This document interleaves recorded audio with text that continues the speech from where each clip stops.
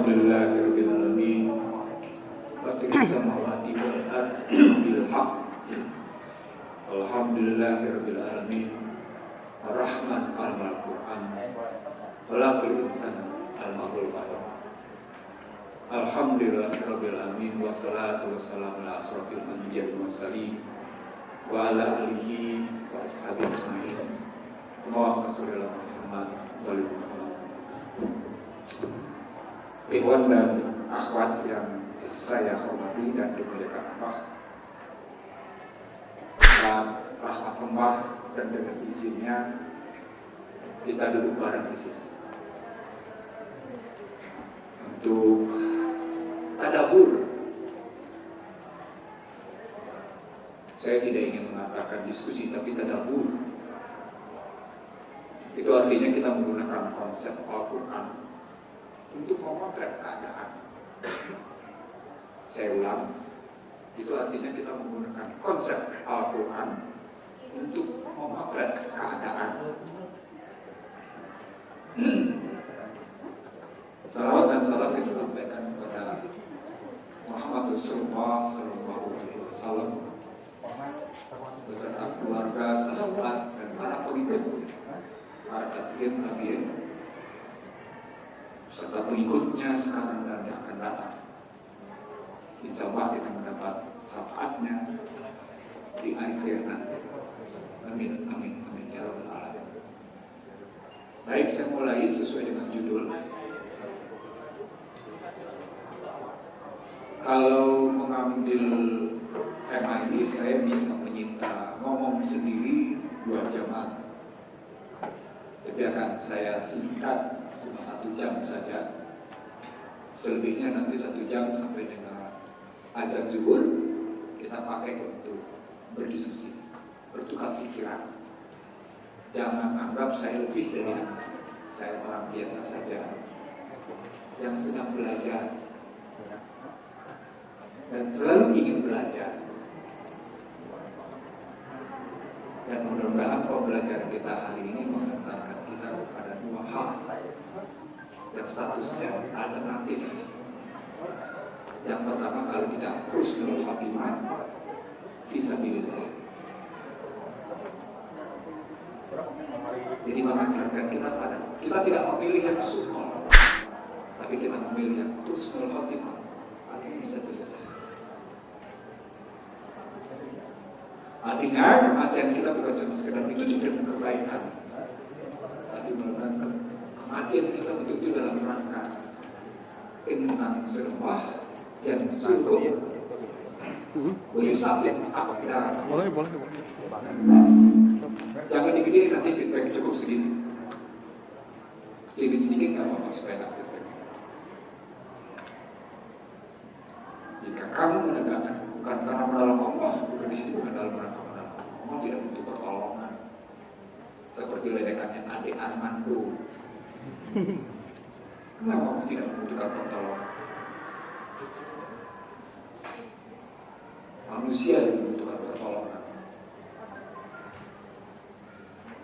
Pernyataan sejumlah umat Islam yang mengejek agamanya sendiri dengan seperti itu artinya dia tidak mengenal tubuhnya. Ulang, tidak mengenal tubuhnya. Bahwa dalam tubuhnya ada 7 organ yang bergerak secara otomatis tanpa bisa dikendalikan oleh manusia. 1, 2, 3, 4, 5, 6, 7. Anda nggak pernah bisa mengendalikan gerak jantung. Noktah yang ada dalam jantung itu ketika Anda menyebut Allahumma sholli ala Muhammad wa ali Muhammad terkoneknya. Itu temuan kedokteran abad 21. Dan ketika Anda menyebut juga Allahumma sholli ala Muhammad wa ali Muhammad dengan kekuatan pikiran, God spot yang ada di sini itu fokus sesungguhnya pada ajaran. Ini bergerak, dia mempengaruhi gerak ini, dia mempengaruhi gerak otak. Bagian atas bersifat rohani,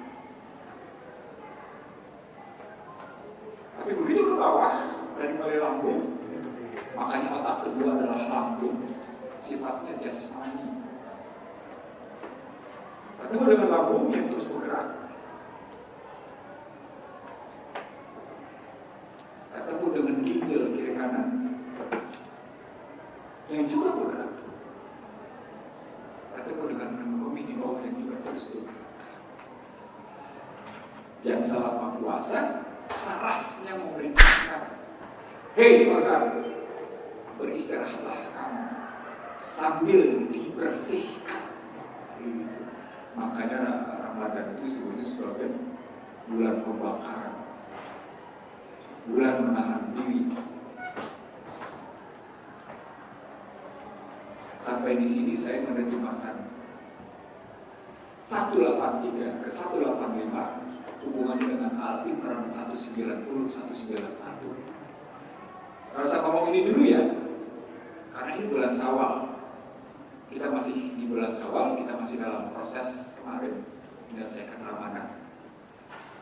Siapa yang tidak hafal 183? Pasti hafal.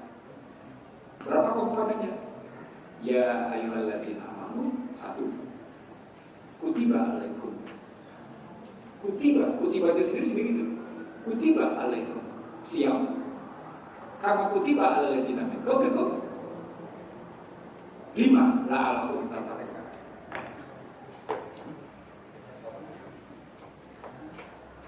Mengambil kata ya ayyuhalladzina amanu saja dalam hubungan dengan kutiba dan la'allakum tattaqun, subhanallah panjang. Siapa yang pernah iseng-iseng berapa banyak Al-Quran memanggil dengan ya ayyuhalladzina amanu? Pernah ada yang mencoba menelusuri berapa banyak? Apa artinya panggilan ya ayyuhalladzina amanu? Apa artinya panggilan orang beriman? Apa artinya panggilan orang beriman? Apa itu iman? Ahwat apa itu iman? Hewan apa itu iman? Apa? Bukan percaya kan? Kalau lebih orang cuma percaya. Kalau pakai hadis gimana itu?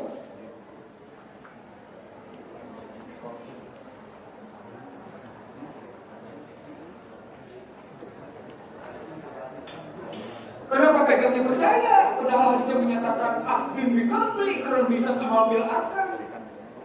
Halo, kenapa Anda pegangnya percaya? Kenapa bukan akdim biqalbi kalau bisa amal bil arkan? Apa artinya akdim biqalbi? Ikrar bisa amal bil arkan apa artinya? Kemana larinya? Kenapa sampai hadis Bukhari Muslim yang demikian kokoh menyatakan al-imanu akdim biqalbi ikrar bil lisan akdim biqalbi. Ikrarun bilisan, amal bil arkan. Apa artinya kalau kita analisis kata? Nah, di sini saya pindah dulu sebentar. Nanti kita balik lagi. Metode yang barusan saya sampaikan memisahkan iman adalah akdun biqalbi, ikrarun bilisan, amal bil arkan. Sesungguhnya diajarkan dalam Al-Quran dengan 5 metode. Perhatikan ya, ini Anda tidak akan pernah dapat link satu, sekalipun Anda kuliah di UIN. Saya ulang sama Anda, sekalipun Anda kuliah di UIN. Mana ada UIN? Al-Quran mengajarkan 5 dalam cara melihat satu kata, satu ayat. Lihat diksinya. Tahu di sini? Tahu di sini maksudnya? Penggunaan istilah apa yang Allah pakai dalam berfirman. Dalam Al-Baqarah 183, diksi yang dipakai adalah memanggil yang pertama, wahai orang-orang yang beriman, wahai. Maka diksinya iman. Oke. Jadi pertama diksi. Yang kedua narasinya. Kalimatnya jadi gimana?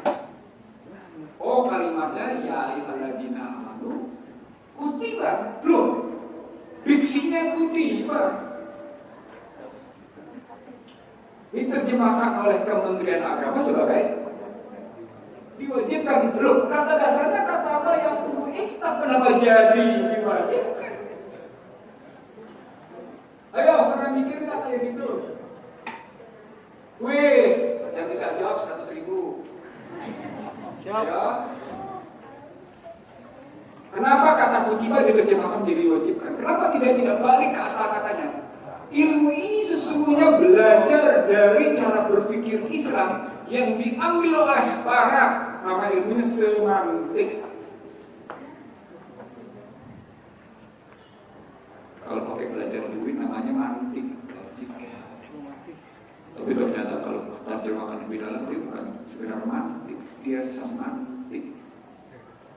Semantik 3 komponennya: linguistik, psikologi, filsafat. Apa artinya kalau gitu? Oh, berarti panggilan orang beriman dan kata-kata kutiba dalam bentuk diksi dan narasinya sudah mengandung 3. Linguistiknya apa, psikologinya apa, filsafatnya gimana? Ini asik nih kalau kayak gini mikirnya. Kita kan kalau udah tarawih cuma ya ada jeraman putih balik musim kamu putih balik di bulan itu. Nggak pernah kita mau dengar ini apa sih maksudnya, kemana hari ini?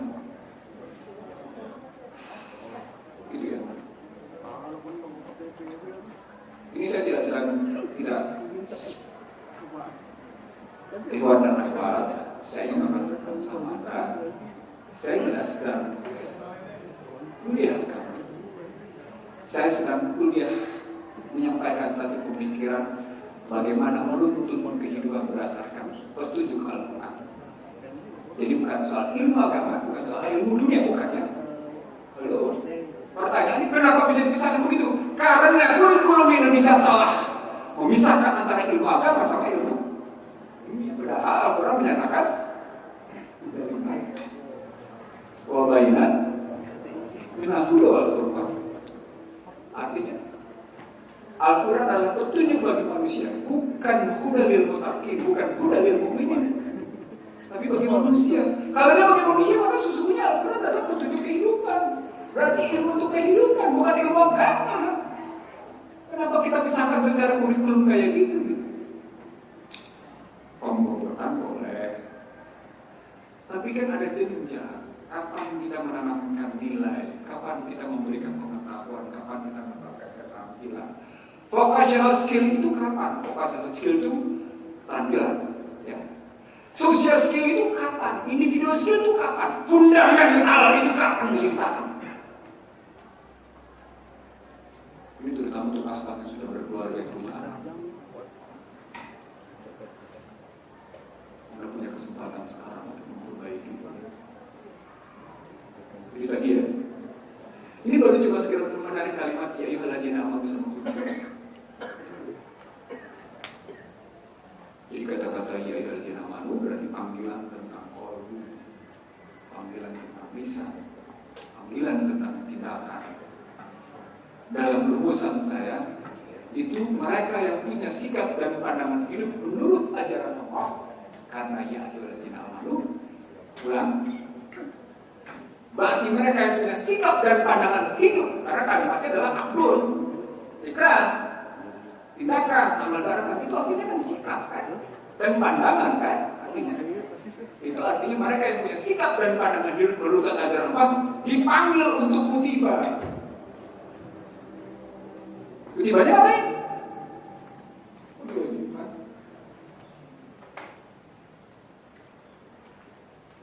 Kalau pakai laptop kan berarti dibukukan.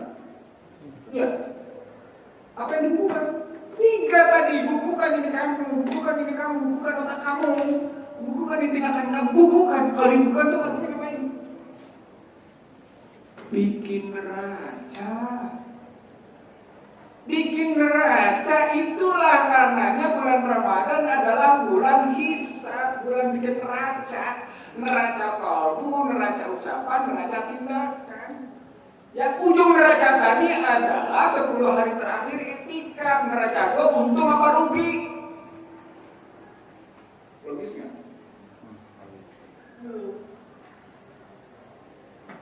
manusia bisa mengalami kerugian. Allah bilang, Rasulullah mengajarkan, lu masih tetap bisa dapat untung katanya. Penuhi itikaf 10 hari terakhir. Nah, saya itu pelajaran. Itu saking betul-betul Allah mencintai hambanya yang mukmin itu. Itu baru sampai pada ya itu aja baru tiba baru sampai pada itu. Jadi meracakanlah tindakan Anda, meracakanlah kalbu Anda. Kan suka gini gitu. Anjing. Dia ngomongin tapi dalam hati anjing. Hati kita berusaha nggak sudah? Mesti kita hapus. Terkadang kata-kata kita bilang, brengsek. Atau kita memaki, harus kita jernikan. Atau tindakan kita yang bahasa tubuh kita yang melecehkan. Itu selama sahur Ramadan, selama bulan Ramadan dikehendaki untuk disucikan, dibersihkan, dineracakan. Dan itu 10 hari terakhir dengan itikaf atau paling tidak di sini bertemu dengan 185-nya. Sahur Ramadan allazi unzila fil Qur'an dzalika sawabina min Allah. Dia kasih tahu, jadi artinya lu bikin neraca basis Al-Quran kan, kalau bikin neraca kan ada posting tuh ya kan? Ada posting, ada amanah. Kalau pakai istilah saya tidak menggunakan kalau berpikir barat nih, saya tinggalkan kalau berpikir barat. Ada kalau pakai barat kan ada aktiva, ada pasifa ya. Kalau pakai konsep bisa distribusi ada amanah, ada manfaat. Ya, aktiva itu amanah, pasifa itu manfaat. Nah, kita lihat manfaatnya atau manfaatnya kita di situ. Untuk penakarnya postingnya itu dipakai Al-Quran, ini kata indikatornya itu. Nah, sampai di situ karena kita pakai menggunakan konsepnya amanah, manfaat. Bagaimana caranya untuk bisa begitu? Diterjemahkan lagi oleh ayat Al-Imran 190.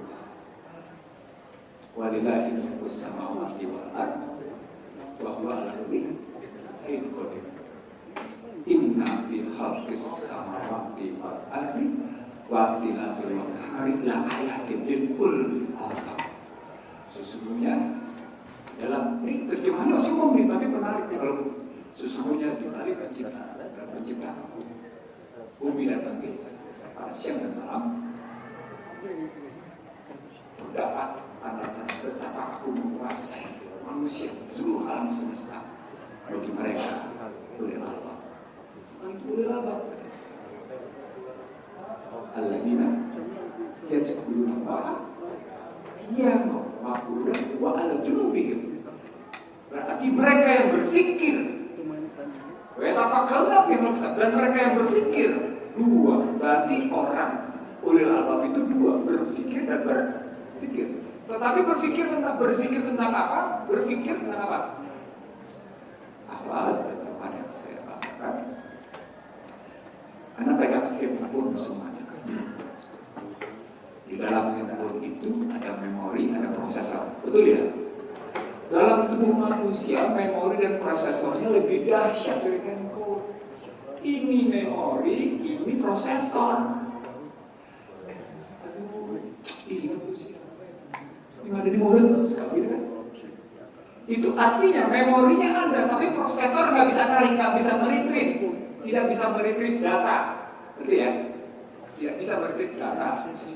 Nah itu artinya ada ganjelan itu pada susunan saraf, makanya kita minta segera istighfar. Jadi kalau balik lagi ke dalam Al-Imran 190, 185 dan 183, maka sesungguhnya jika saumnya adalah saum seorang ulil albab, maka dia akan melakukan penjernihan kehidupannya, penjernihan sikap dan pandangannya sepenuhnya dengan memori dan prosesornya Allah berbasis Al-Quran. Memorinya berisi Al-Quran, prosesornya berisi metodologi dan sistematik Al-Quran. Sekarang pertanyaannya, bagaimana metodologi Al-Qurannya? Tadi salah satunya adalah lihat diksinya, lihat narasinya. Ulang, lihat diksinya, lihat narasinya. Lalu berikutnya, Allah selalu bikin argumentasi. Yang ketiga, lalu dikasih analisisnya, lalu dikasih buktinya, dan yang paling terakhir, konsistensinya. Selalu nih. Contoh, coba lihat Al-Baqarah 1 sampai dengan 4. Jelas. Diksi beriman, narasi struktur orang beriman, argumentasi orang beriman begini, buktinya akan begini, muflih. Ayat 4 begitu kan? Ya enggak? Dan konsisten di mana-mana begitu dengan segala pembuktian. 5 sampai dengan 8 dikasih orang kafir, sama. Narasinya kafir, diksinya kafir, narasinya begini orang kafir. Khatamallahu ala qulubihim. Kan gitu ya? Wa ala samihim wa ala absarihim bisa wa tuwallu azab wa azim. Orang kafir itu tertutup kalbunya. Itu argumentasinya, analisisnya itu begitu terus gitu. Dan dikasih bukti secara konsisten. Lalu 9 sampai dengan 13 apa? Munafik. Wa idza qila lahum la tufsidu fil ardh qul inna nahnu muslimun. Itu yang saya berikan di sini. Bahwa Barat itu menceritakan tentang kebaikan, tapi sesungguhnya mereka melakukan kejahatan. Dan itu bukan sekarang, dari zaman namanya sebelumnya. Dari nabi-nabi sebelumnya sudah begitu. Makanya Allah selalu mengatakan, wa iza qila lahum la tufsidu fil ardh qul inna nahnu muslimun. Kami sudah melakukan kebaikan. Karena dari yang kami melakukan kebaikan. Jadi sesungguhnya yang saya sampaikan kepada Anda hari ini tentang itu, tentang metodologi bagaimana sesungguhnya metode melihat kayak gitu dari tadi. Lihat diksinya, pilih dengan cermat narasinya, lalu lihat argumentasi yang dibangunnya, analisisnya kayak apa, buktinya dikasih kayak apa. Al-Baqarah bukti yang diberikan pada orang beriman apa? Di ayat 4, muflih. Orang munafik apa? Orang kafir. Semuanya ada pembuktian. Itu hebat. Itu hebatnya. Luar biasa begitu. Jadi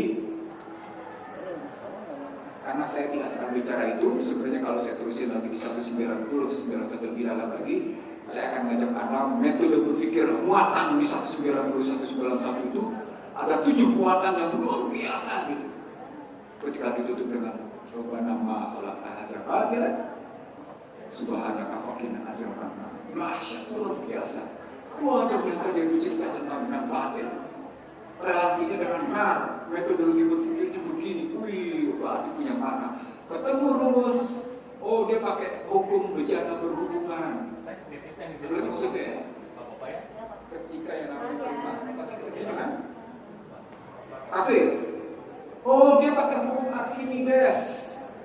Tekanan di sini akan menyebabkan tekanan lawan, karena metodenya dikotomi. Oh dia pakai metode magnet. Dia saling tolak menolak atau saling tarik menarik. Oh dia pakai rumusnya E sama dengan I kali R. Bahwa benturan itu akan melihatkan pencahayaan. Artinya minat zulumati ila nur. Sepanjang ada upaya. Tuh. Itu bukan temuan barat, itu hukum Allah. Cuma barat yang menemukan kebetulan. Tapi sebelumnya juga Islam sudah menemukan duluan. Tuh. Cuma kita tidak belajar dengan baik gitu loh maksud saya.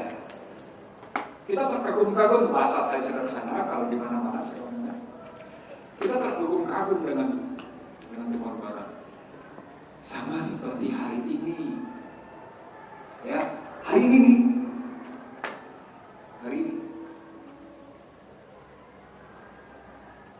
Negara Islam mana yang menjawab dengan vaksin produknya sendiri?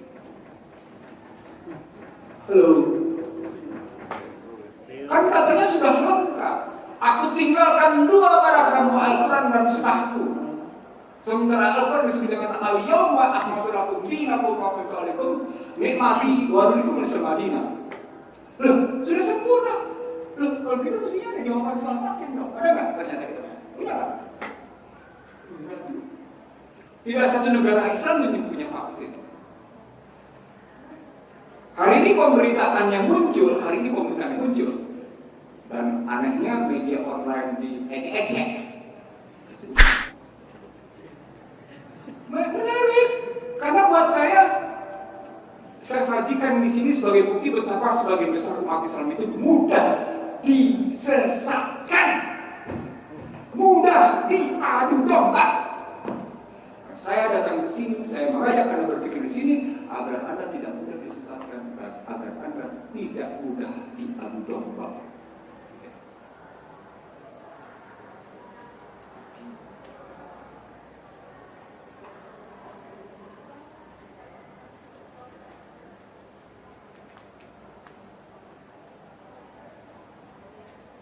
Yang pertama muncul dari suara pemretkalbar.com. Laboratorium Biologi AS di Ukraina, penyebab COVID-19, HIV dan TBC. HIV dan TBC itu produksi mereka. Itu pernah dijelaskan Siti pada Sufari untuk TBC pada saya. Dan kemudian keluarlah buku Siti pada Sufari. Itu tadi dari suara Pemret Kalbar, makanya saya bilang dari media online ecek-ecek. Tapi ini sumbernya jelas. Bagaimana diambil dari Rusia. Yang kedua dari banjarmasinnews.com. Isinya sama. Laboratorium Biologi AS di Ukraina, penyebab COVID-19, HIV dan TBC. Lalu berita yang muncul di Republika, Ukraina hadapi lonjakan kasus HIV, tuberkulosis, TB, dan COVID-19. Orang tadi yang mengirim pada saya ngomong begini, Bang, yang Bapak ngomong udah 1 tahun, 2 tahun lalu ternyata jadi kenyataan. Saya diam, tidak jawab. Karena saya sudah tulis duluan, 27 Januari 2020, virus corona dan perang ekonomi. Januari 2020, COVID-19-nya belum nyebar. Saya sudah tulis, kalau mau percaya bukan hari-nya. Virus corona dan perang ekonomi. 27 Januari 2020, Ihsanuddin Nursi. Lalu ketika orang sibuk bicara Ukraina versus Rusia, saya menyebut ini soal laboratorium di Ukraina. Orang bilang ada asal muasalnya, orang bilang 5. Tapi setelah saya dapat data, ada 11. Lalu beberapa orang di Indonesia menyebutnya ada 30. So, saya tidak berani menyebut 30. Tapi saya menyebut ada 11. Lalu saya dapetin dari media Amerika sendiri yang membuktikan pembiayaan laboratorium biologi Amerika di Ukraina dibiayai oleh State Department, Kementerian Luar Negeri Amerika. Pertanyaannya, dalam rangka apa? Lalu, dalam rangka apa ya? Kayak apa nih yang pakai masker? Dalam rangka apa pakai masker?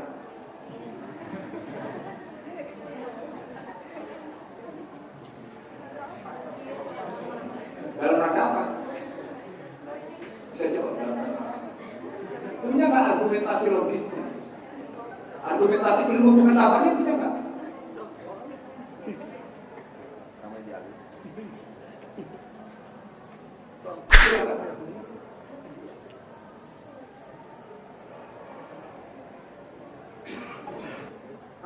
Great Reset tadi Al-Quran 190, 191 Great Resetnya. Mereka menggunakan model Great Resetnya Al-Quran, tapi isinya materialisme. Great Reset mereka 2, depopulasi dan Tuh, ekonomi, motifnya NWO, materialisme, motifnya khilafah, materialisme.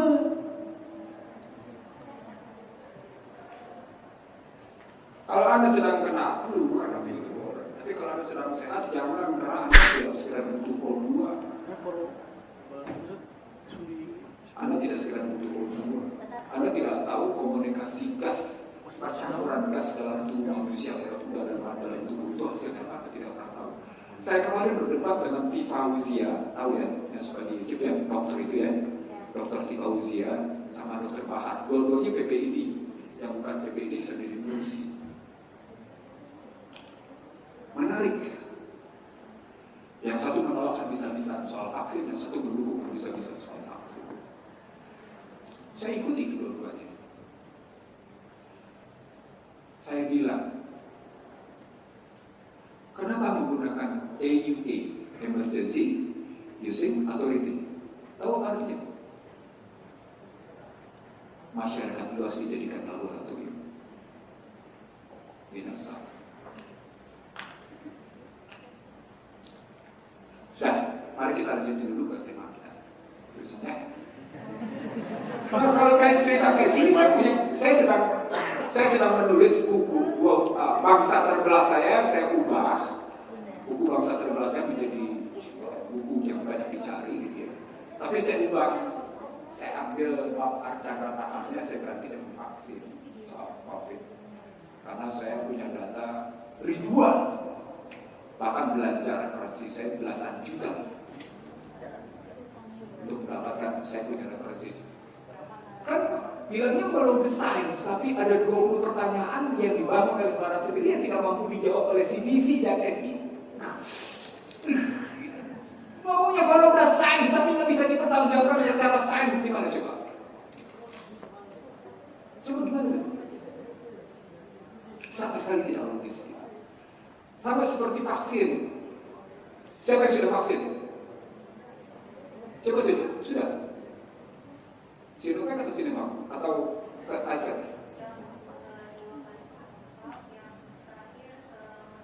Moderna. Insya Allah Anda dalam lindungan Allah. No, saya ingin mengatakan sama Anda, riset saya membuktikan bahwa perempuan divaksin adalah rusak genetikal. Lelaki juga rusak, akan terkena dari jangkapannya prostat yang makin parah. Itulah yang kemarin ribut-ribut soal hepatitis C.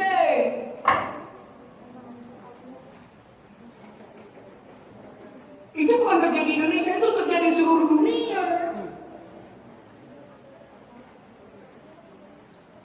Tapi kan tadi ada rumusnya, bicara berhubungan.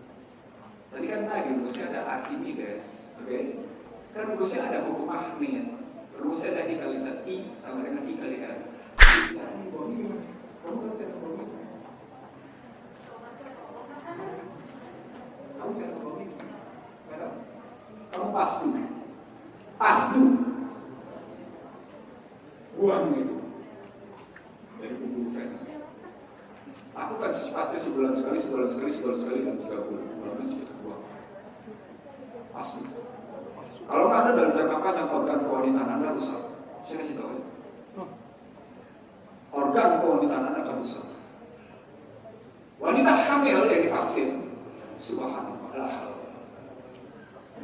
Itu kritik saya itu yang disebut tadi. That's it, globalisasi. Kata Mbak. Oke, kita masuk sana. Mas, mari kita mulai materi kita, Mas.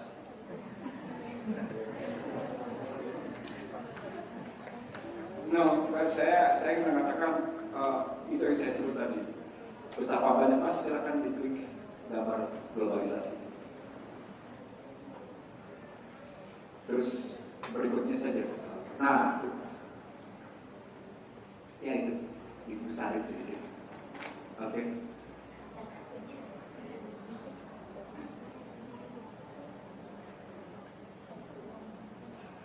Sosialnya sejak awal, kalau pakai data saya sejak abad 18, Barat berusaha mendominasi dunia. Saat itu ada musuhnya Turki. Lalu cara mereka menjatuhkan Turki dengan 3 cara. Cara pertama adalah suruh Turki berhutang. Cara kedua, suruh Turki membebaskan barang-barang impor, jadi ekspor dari luar. Cara ketiga, adu domba. Nah, itu komisi eksekutif. Jeleknya kerajaan memang abai dengan rakyat, jatuh Turki. Itu dari abad 18, 19, dan awal abad 20 jatuh Turki semuanya. Ya, dari sana mereka terus berusaha melakukan globalisasi.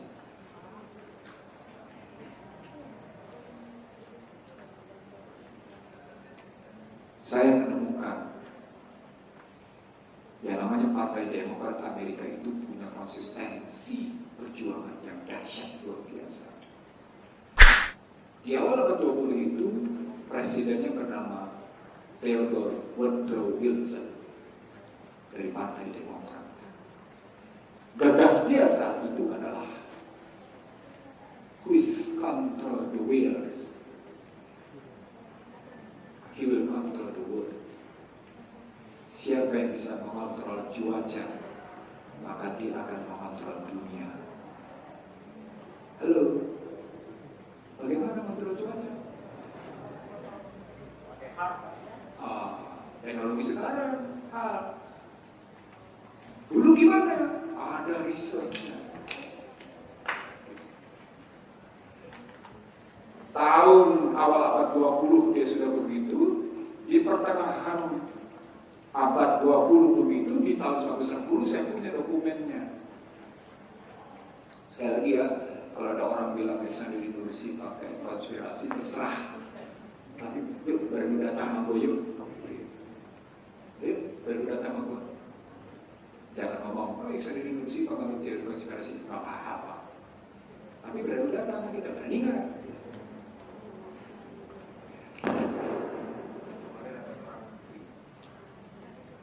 Minta berdebat dengan saya minta berdebat dengan saya. Akhirnya debat sama Alexander Nursi itu kan. Wah, jangan berdebat sama dia. Kalau debat sama dia, sama yang lain aja deh. Anak bertanya, ada 2 institusi negeri ini juga nggak mau kalau sudah diskusi dengan saya. Saya nggak tahu kenapa. Dalam masalah yang saya entah dibenci, entah disegani, entah diingkari, saya tidak tahu. Berbeda, saya lupakan. Yang penting saya tetap menyatakan yang hak adalah hak dan menyingkirkan yang batil. Sama seperti Rasulullah dulu, dicaci, dimaki, dihina, disakiti. Nanti saya kita dengan riwayat. Nah ini dari dulu sudah begitu. Di dekade kedua abad 21 mereka menggunakannya dengan COVID dan vaksin. Jadi globalisasi mereka dengan COVID-19 dan vaksin. Metodenya sama nggak berubah? Yang berubah di sini.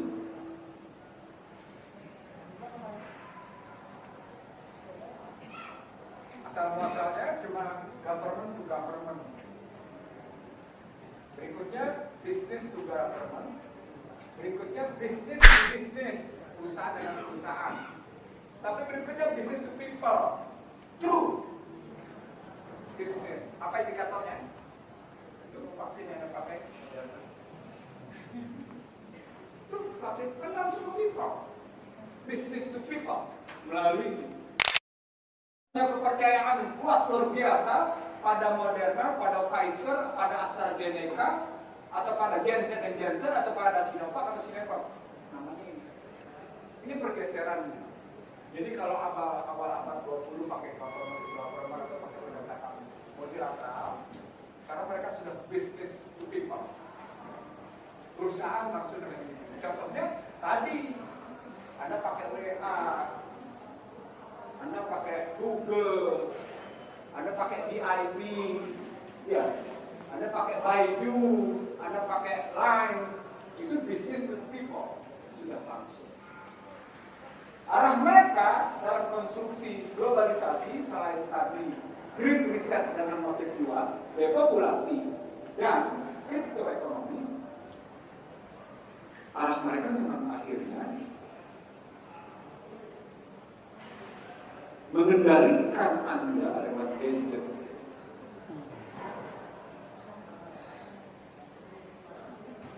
Ahwal dan ikhwal sekalian, saya ingin mengatakan, yang ngomong kayak gini namanya Teximas, seorang Kristen Ortodoks di Amerika. Judul bukunya Mark of the Beast, 666. 666. Kalau 666 artinya apa?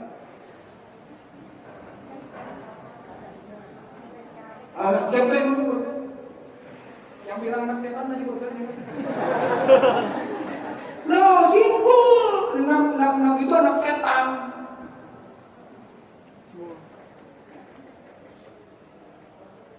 Enam itu simbol anak setan, tapi ditutup dengan human control system, universal global unit. Kalau pengen bukunya, nanti minta sama saya, karena saya punya. Sekarang pun saya simpan. Anda tinggal baca. Saya simpan. Saya kasihkan kalau mau.